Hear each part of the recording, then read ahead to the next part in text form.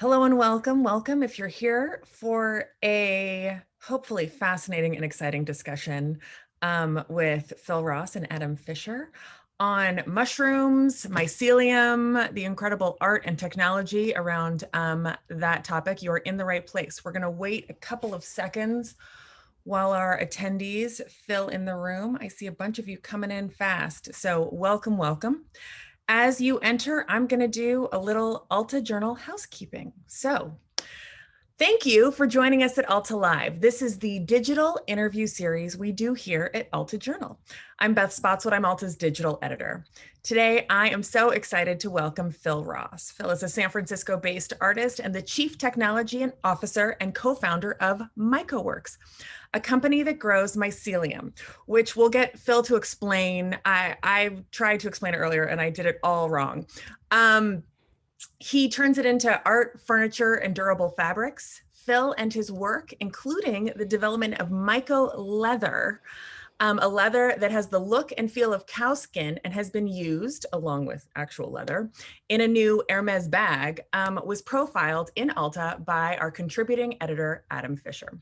So Adam joins us as well today. The article is fascinating. It's a pretty personal, long read into Phil's extraordinary work and progress. And we're going to send you links to it if you haven't read it already, but I'm really excited to welcome both of them today. Before we chat with them, I just want to quickly introduce you to Alta Journal if you're unfamiliar.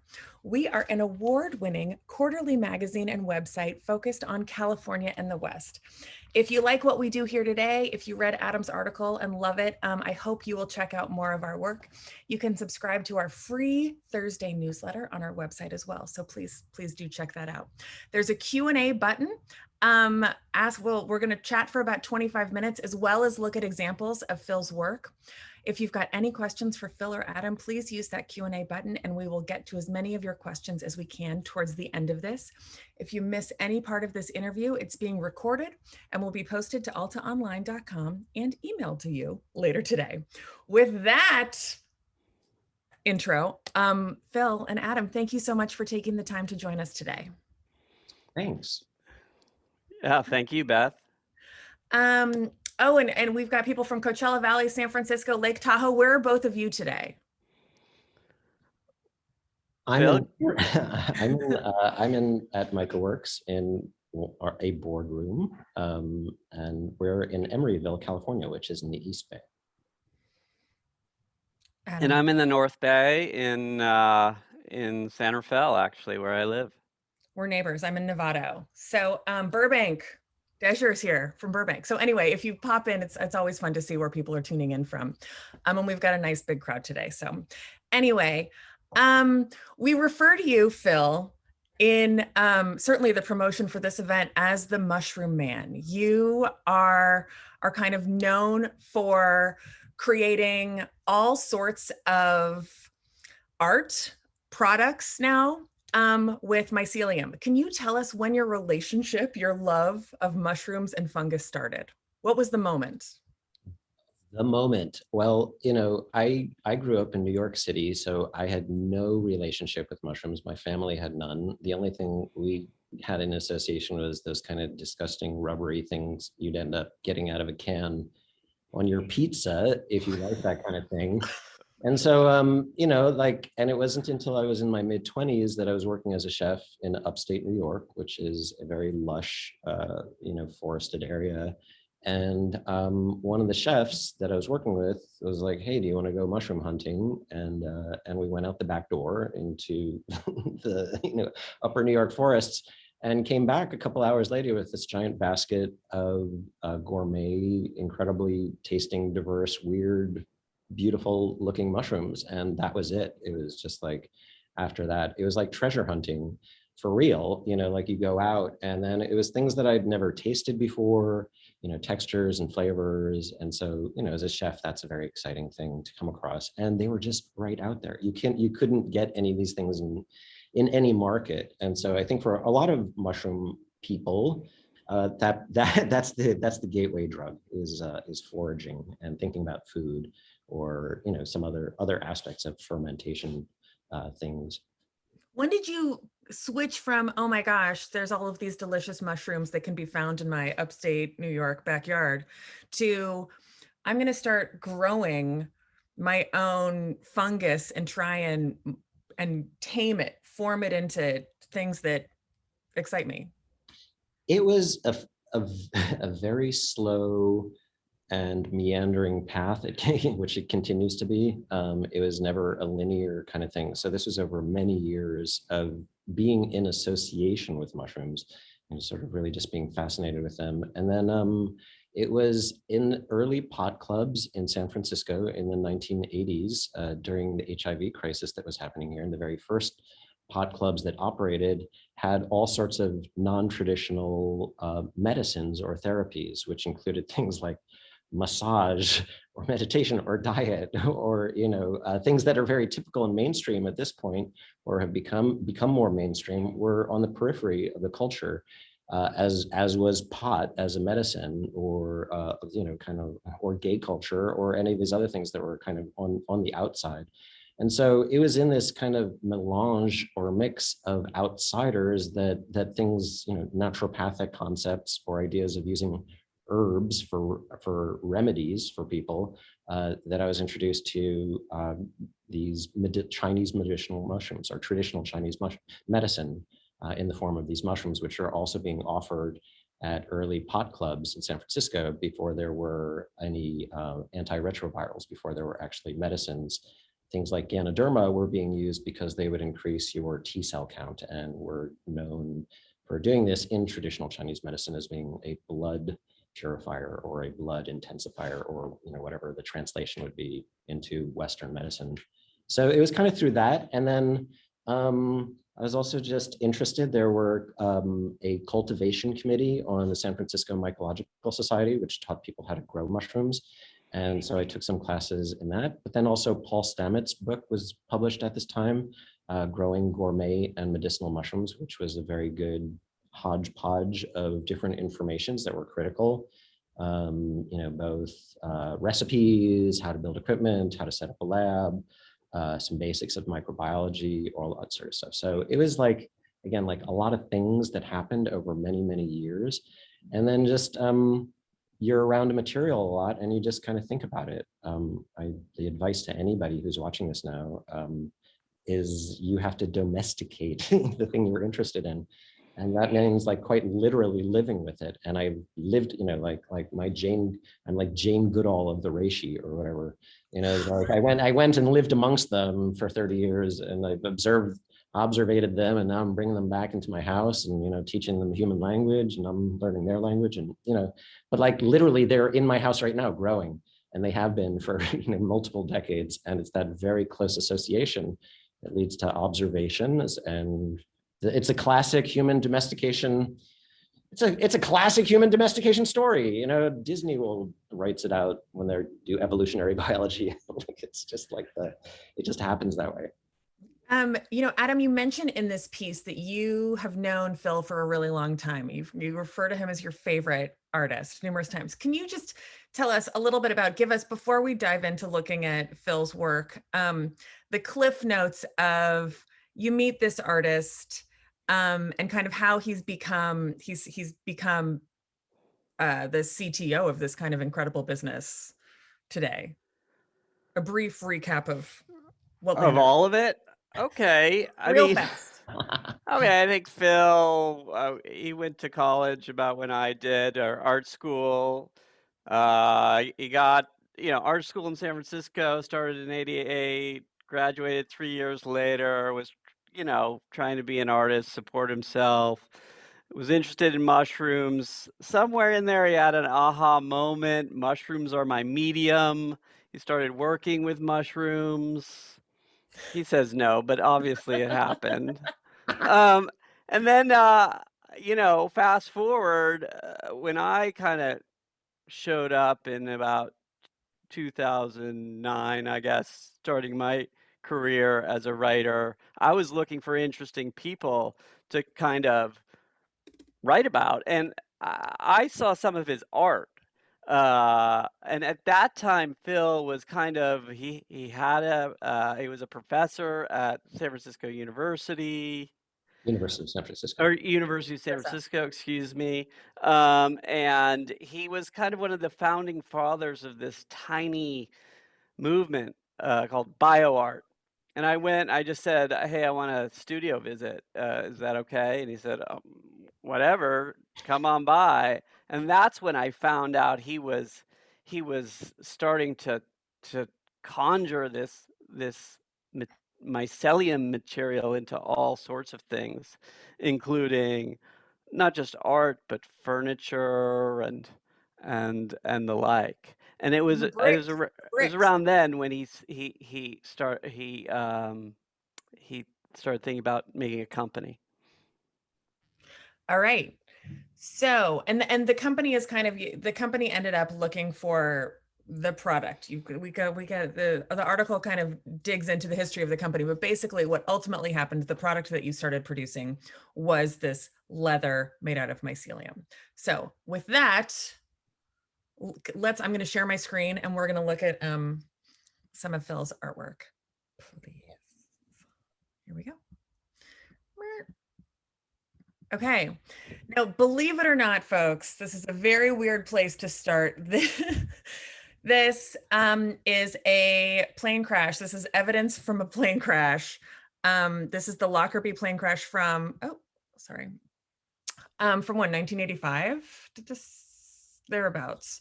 And Phil, one of your first pieces was to kind of recreate that crash in mushrooms. Why? What's your problem? So this was, this was my first major piece with mushrooms. I would kind of qualify it that way.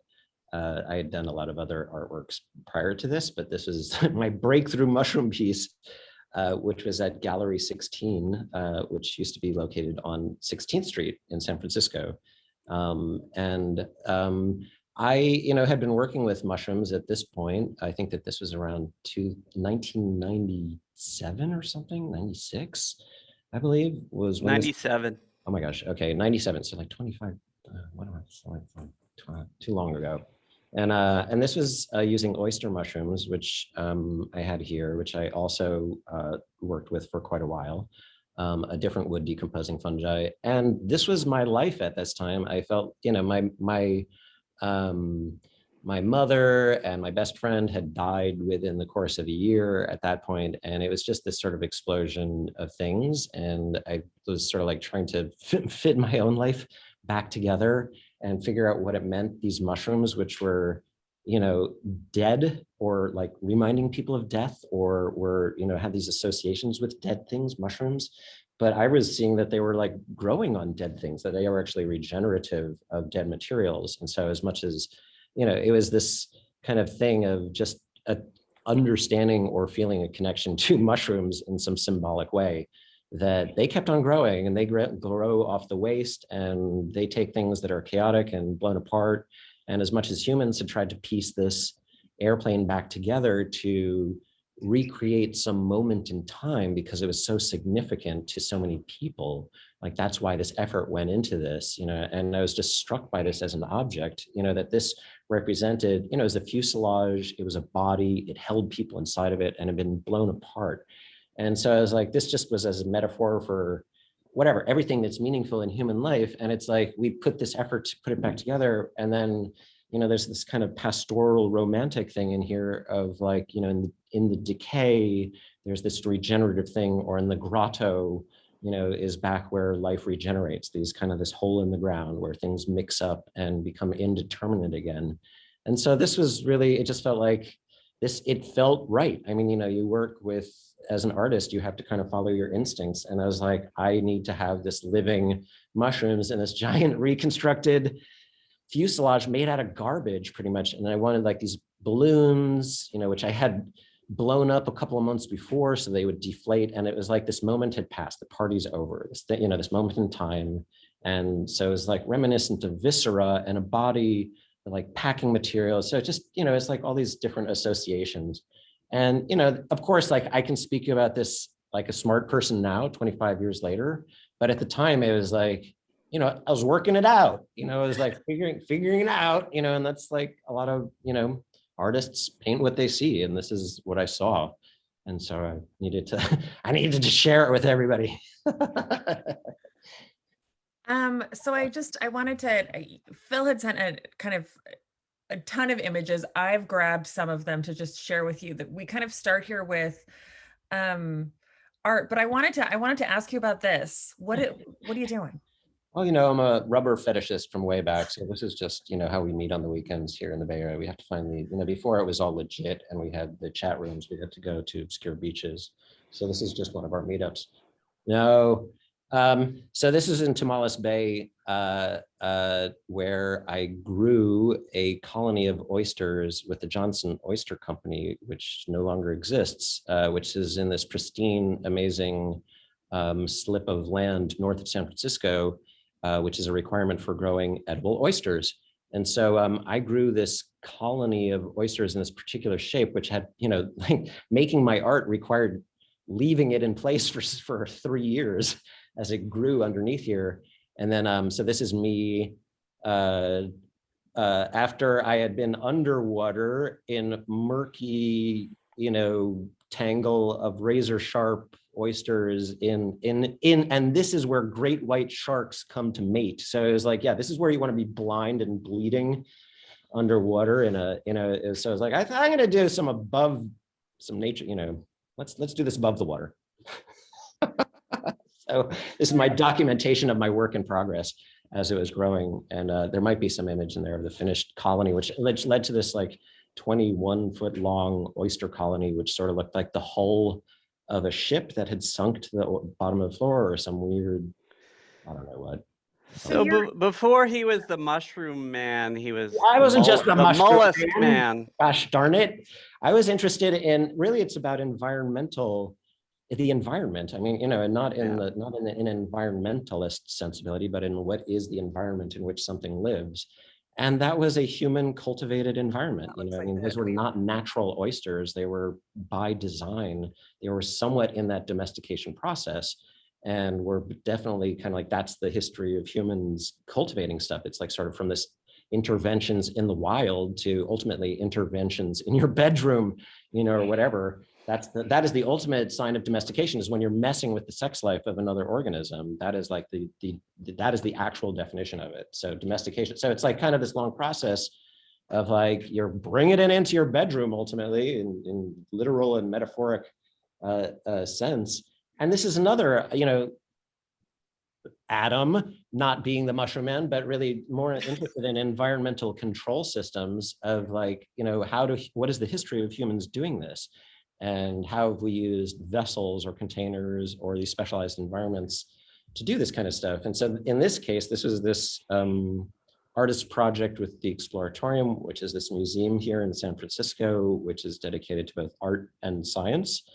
And so I was invited by their living systems department to make a garden. And so I wanted this hydroponic garden because it's inside of this giant warehouse. So what kind of garden can you grow in a cave? And I was like, well, in San Francisco, I was very familiar with the pot growers growing plants in caves, like out of the daylight. So it was like kind of a very natural extension of thinking of this technological controls. And in this case, I made it all purdy looking in Victoriana and maybe towards some, kind of decorative arts references of where we think about the illuminated stage of life. And like kind of this between entertainment and science in this way, or referring to our decorative histories and how we've mannered and thought about vegetation inside, and down to these plastic enclosed settees going around it, kind of reiterating this 19th century floral design that you'd sit your duff on. And I designed the softest seat in the Exploratorium so that people would just sit here and rest and watch the plants grow. There's nothing else you're doing. So it looks like a lot's going on, but you're just watching the grass grow with a lot of entertainment value added on top of it. So, I want to kind of move oh man, through the art here, but just to kind of give people a sense of what it is. Now this was called the tea house. This is called Mycotextural Alpha, Oh, excuse me. a tea house that launched 1,000. Okay, but this is made out of. This is made out of reishi mycelium bricks. And then people would drink it. So this was at the Kunsthalle Dusseldorf.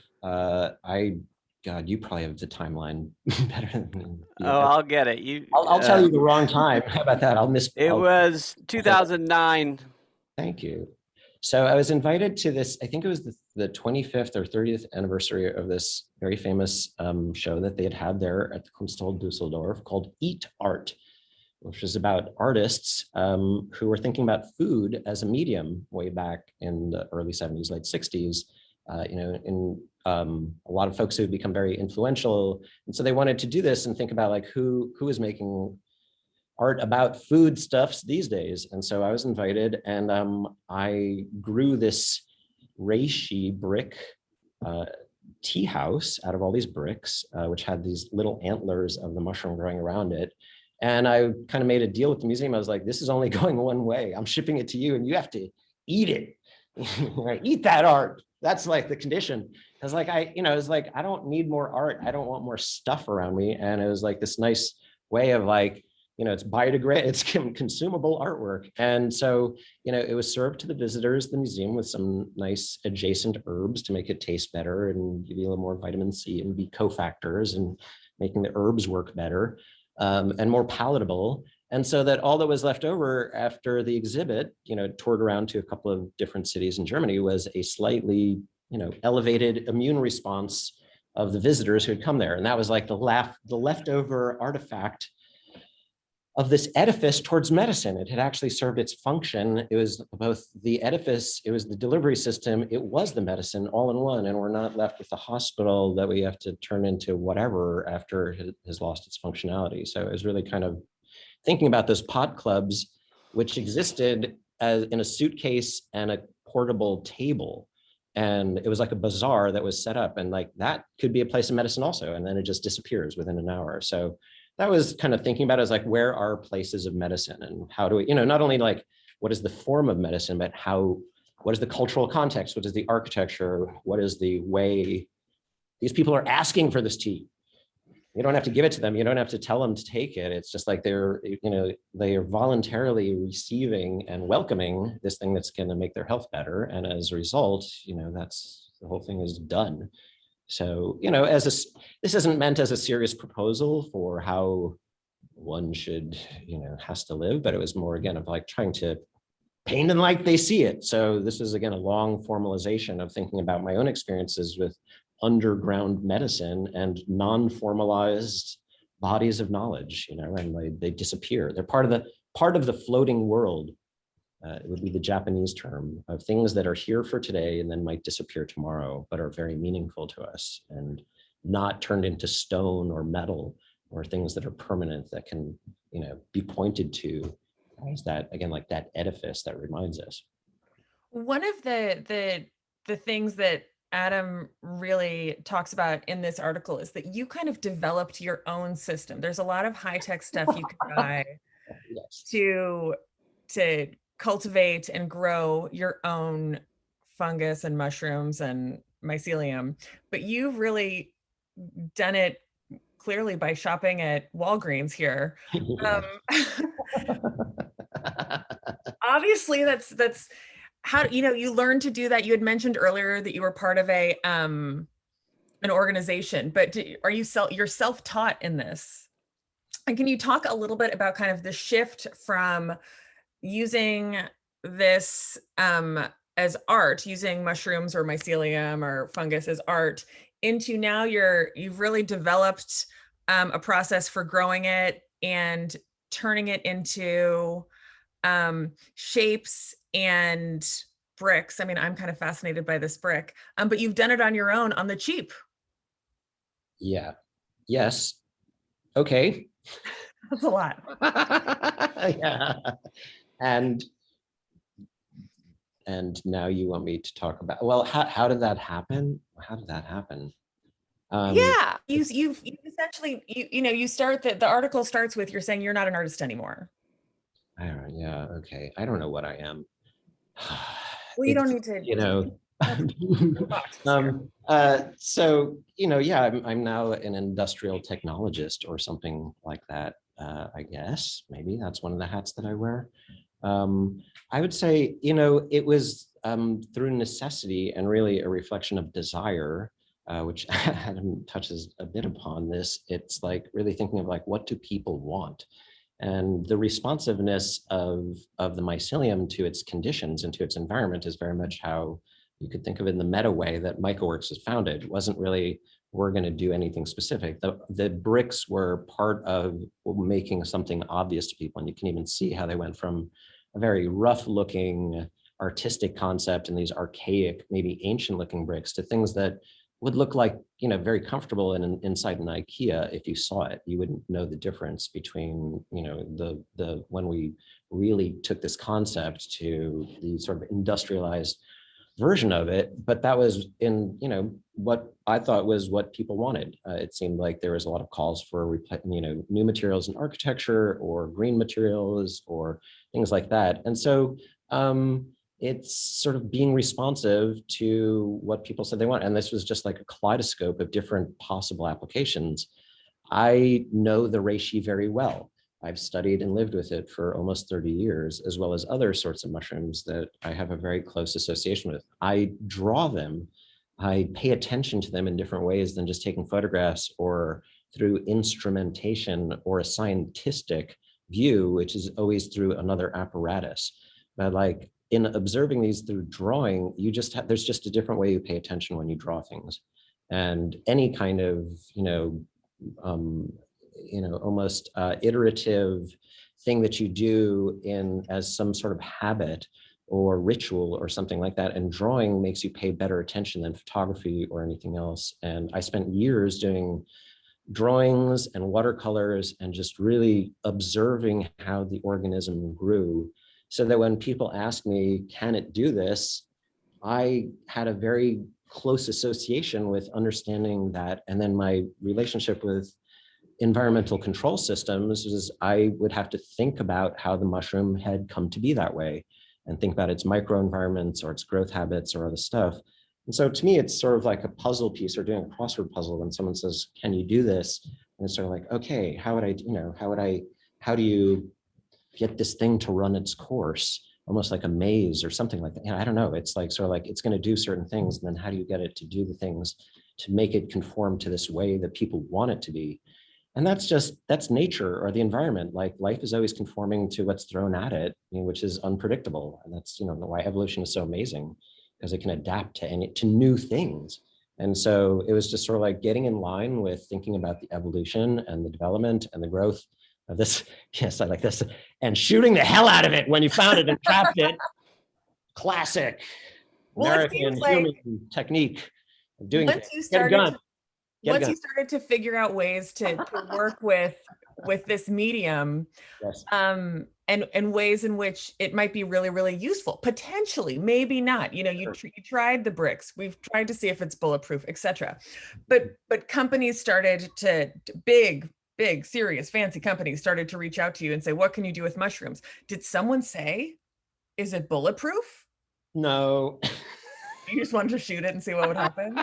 I just wanted to. So there's a group, an art group called Survival Research Laboratories, who I know some of the people of, who are very comfortable and familiar with firearms of various deportments. And so I was like, yeah, let's go mushroom hunting. Shoot the out of that mushroom, and it's kind of like, well, I was like, through association with these mushrooms, I was like, I was with an intern and we were kind of playing dodgeball with a big mushroom brick, and then like one of us missed and the brick went through the drywall, like didn't shatter, and I was like, holy crap, so it's just like there were these anecdotal things like mycelium can be tough, and then I was like, I don't have any firearms. I don't know how to do that kind of stuff, but I know a lot of people who do. And so I was like, hey, let's start, and it was like, they were like, holy mackerel, like, kind of taking it up the calibers. And that was the shot heard around the mushroom world, that one. was that instigated a lot of asymmetric inquiries. As we essentially what happened with MycoWorks is that you eventually decided to kind of commit to myco-leather. And that's kind of where we land now. Fine mycelium leather. Mycelium leather. And this is, I mean, look at it. This is fine. incredible. It's fine. It's so fun. Is it fun? But one of the it's things, fine. oh, Fun. you know, and it's interesting because, you know, as Adam wrote that you've discovered that indigenous people had already kind of figured this out and done it. And there is a through line, I think, in a lot of your work. And I'm going to end the slideshow. Just, I know that we're not really diving into Hermès or anything, but this is the bag that has ended up using that kind of stunning leather that you've created. But there's this through line between kind of the new and the old, the death and life, beautiful and not so beautiful, a little bit disgusting. Grotesque. Grotesque. And that's kind of where so much of your work is kind of connected to that. Is that intentional? Have you just fallen into this magical wormhole of past and present and ugly and pretty and alive and dead? You know, a lot of you know, delicacies are in that area for, you know, this is often what determines culture, is, you know, what people think of as a delicacy, this very refined understanding of something that other people think is absolutely disgusting. And so that is, you know, that is the nature of how we find value, is in differentiation and, you know, segregations and making categories and even making more select categories. That's just part of what humans do. And when it gets into matters of taste, there's no accounting for matters of taste, but they are certainly, you know, culturally determinative. So the same thing that makes, you know, people flee in Asia from blue cheese is also what makes you go towards natto, which has very similar smell signatures and other kind of stuff like that. So it's really the form in which we receive it, which often makes that whether this is a delicacy or disgusting. And so this is like, you know, when you study art, you have to look at these aesthetic categories and just go beyond, you know, it's like a lot of other stuff. You have to get beyond just your basic imprinting and think deeper about it as to why are you reacting in a particular way? How are you raised to react in certain things? And how have what you think to be natural to yourself are actually affected parts of culture that you've just received from before you could even speak. So I think about that stuff, and that just, you know, that's where you find value, or what is valuable to people might be valueless to another people. And that's just, you know, part of the nuances of human, you know, anthropology, more so than anything else. And, you know, humorous things are often like offensive things for the same reason. Like it just kind of goes in that area where discernment is important, to understand that, you know, when something is not meant to be offensive, but is actually meant to be laudatory by speaking of it in some, you know, some other way, referencing what is hard to talk about. So I think of it in that way. And then, you know, so that's like the hooray for humanities, you know, like that's the kind of stuff that they don't really teach you, I think, in business school or as a scientist or things like that, is like, where is value? You know, I mean, like that's again, like that's a humanist situation beyond, you know, chopping wood and carrying water. Like, you know, it's all these nuances of society and culture. Well, you know, one of the cultural references that you and Adam kind of make repeatedly in this article is referencing literature, science fiction literature specifically. How has that influenced you at all? This kind of element of the fictional and reality that you know, there's so much of what inspires you and how now you refer to yourself or you refer to situations or references to fictional literature At the same time, you're creating it. You're making it real. Yeah, I object to this. I don't think I've even read Tolkien, to tell you the truth. Like, I don't, it's like and I barely played Dungeons and Dragons. Like, I wasn't even dorky enough to be in that crew. Like, I just couldn't pay attention to all the details. What did you read when you So, were younger? but I did read a lot of science fiction, and it was certainly, a lot of other stuff, but it goes, into like Umberto Eco or Luis Borges, or even into Barth, or a lot of other people who are thinking of nonlinear narratives or just different narratives where you can reflect on the present. And certainly, in the creation of these materials, there was, again, like this reference to the Ware tetralogy, and then going back, you can look at Stanislav Lem and all these science fiction authors who talked about sheet mycelium, like, going back, as this intertextual concept, like it was traded within texts and referred to within texts, very much like the Necronomicon that Adam writes about, that there are these intertextual realities, which is absolutely like what Umberto Eco talks about, are again, like these ways of considering history in relationship to experience and the different ways it can go. And so like this was conceived of, it just seemed like it was going to be inevitable, and as a science fiction trope. And so it was like there in my headspace, it was not an aspiration like someday I'm going to do that, but it was like I was aware of it as a thing that floated, like sort of like star drives. Like I'm not really, thinking about star drives too much, other than like there is this thing out there in science fiction about how we're going to get to the stars with motors, or whatever, or something like that. So, it was like, oh yeah, sheets of mycelium, gentlemen cowboys. What was that like? I don't know. There's even some like science fiction farce that referenced like the sheets of mycelium, like recently. So it was like, it bounces around out there, and it's like, so whatever, it's like, how does reality come into being? We assume it's linear and happens for some logical set of intentions or directions or whatever else, but it's like there's just like a lot of miasmic human thinking that we participate in, as a group, and isn't just ours, but belongs to a lot of people. So I mean, like, this is kind of like an archaic version of that, which is pre fine mycelium leather, which was just like a sheet of mycelium. It was like, okay, this is just a thing. But then it was like, yeah, observing it in the wild. Mycelium grows in sheets. You can see it. You can observate it. So it's sort of like, I assume then, only so many human experiences, right? Other people had participated in this experience and seen sheet mycelium various times through history, as we've lived in forests for a really long time, most of our existence. So it's like, just it's out there as a human idea. Like, Wait, can you tell us what's next for you or for your mycelium leather? No.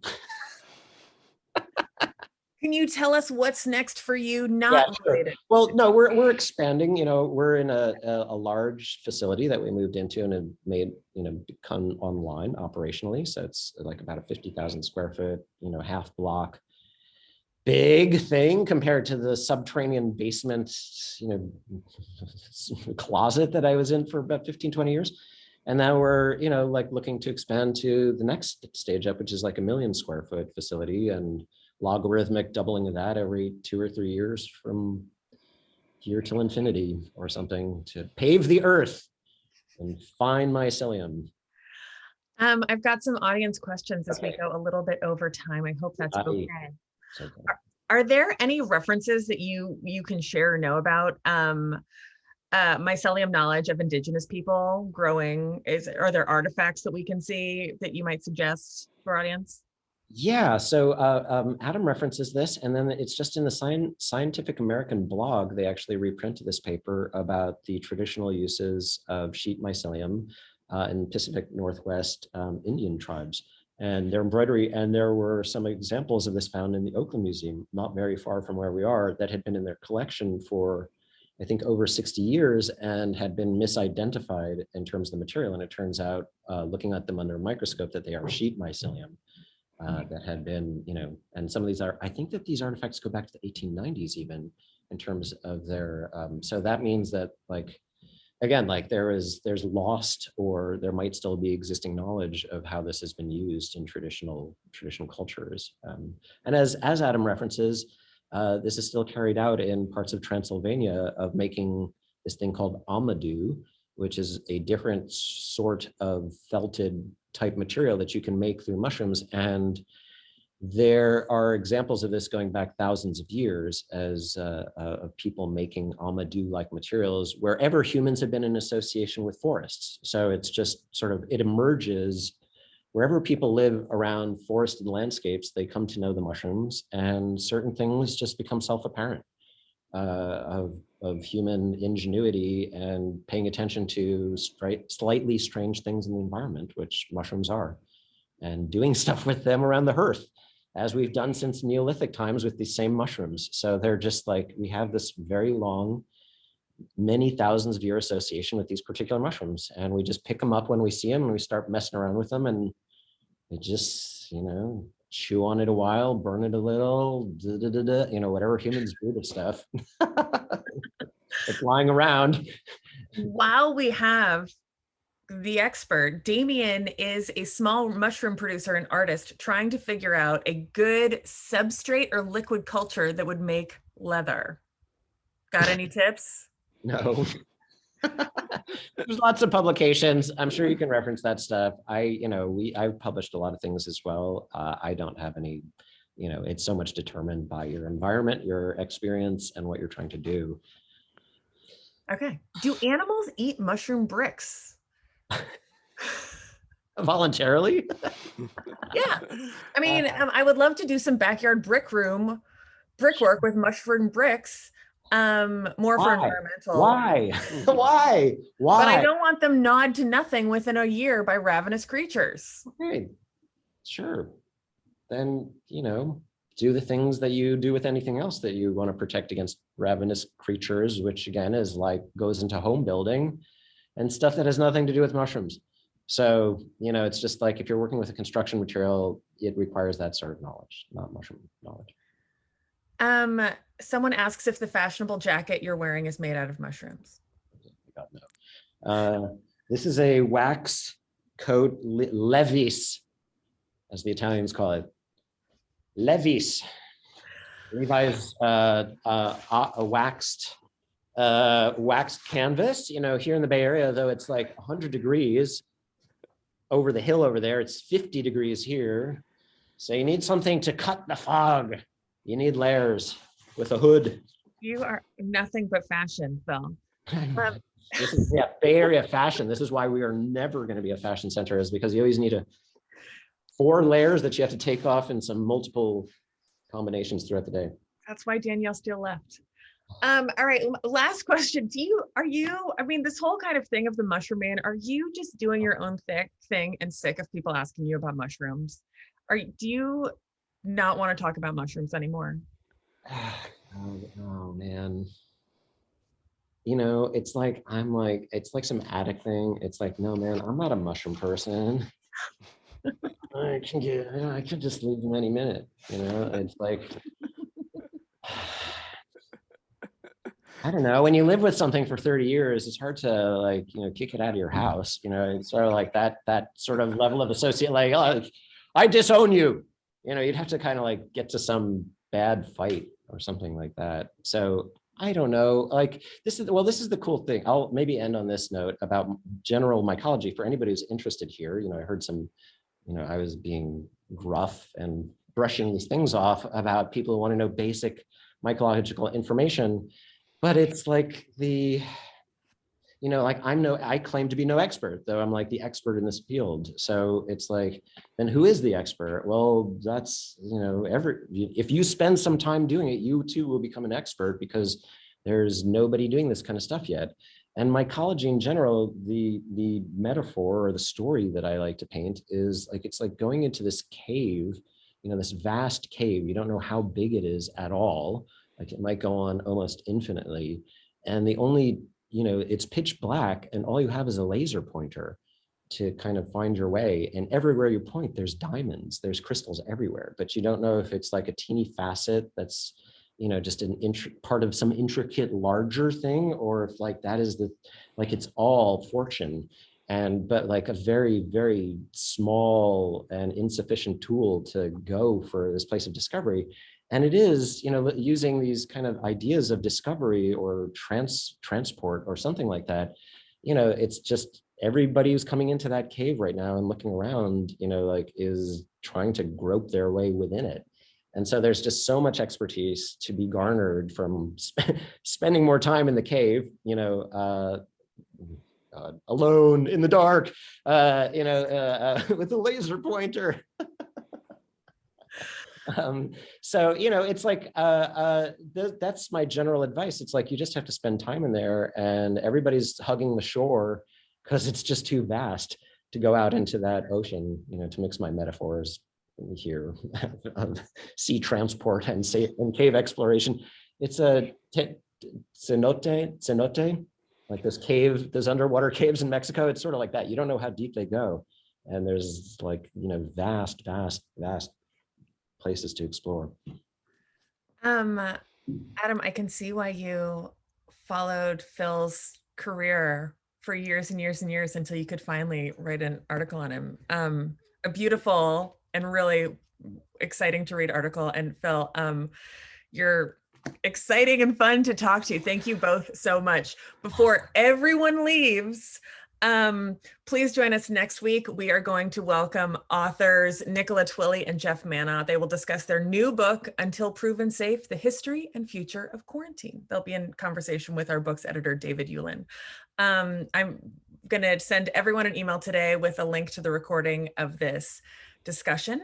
So please keep an eye out for that, as well as a link to Adam's article and Phil's work. So gentlemen, thank you so much for taking the time to do this, for being so fun and funny and honest and irreverent. I am very, very grateful to you both, and grateful to everyone for attending.